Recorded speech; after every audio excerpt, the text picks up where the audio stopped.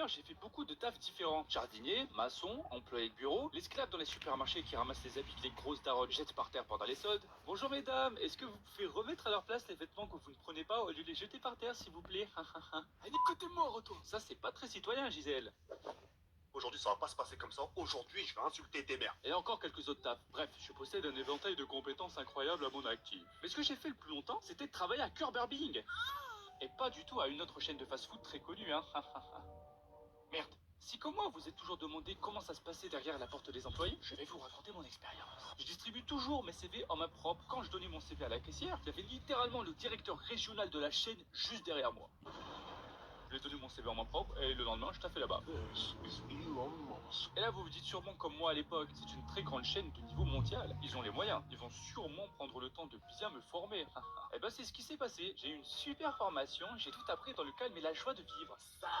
Ils m'ont mis tout seul, alors que j'avais zéro expérience, pour gérer tous les snacks un samedi midi. Donc ça s'est passé plutôt comme ça.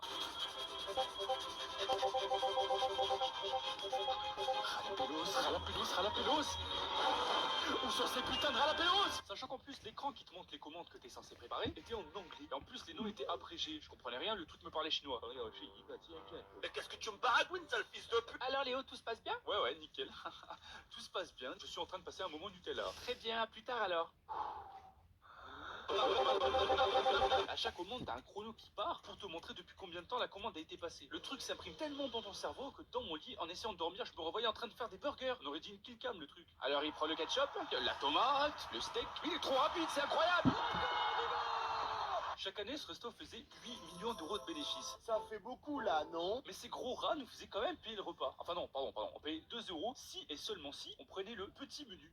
Si tu prenais autre chose, tu devais payer au max. Le rat, discret, prudent et très proche de l'homme. Mais gros, le petit menu, y a rien dedans. Ça cale personne à part, je sais pas, moi, Kirikou. Et même moi, des fois, j'ai encore fait mon rêve. Eh ben alors. Et du coup, c'est comme ça que j'ai mis en place la taxe succulente. Quand je taffais, à chaque fois que j'avais faim, je passais sous la table. Oh, c'est si bon.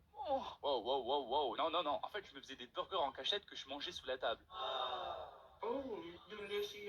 Enfin, j'ai fait ça à ce qui paraît, hein. Quand je taffais là-bas, j'étais de fermeture. Ça veut dire que je taffais de 18h jusqu'à 2h du matin, en théorie. On finissait toujours vers 2h30, 3h du matin. Mais alors, qu'est-ce qui fait que je sois resté si longtemps si ça payait pas beaucoup et que c'était un taf?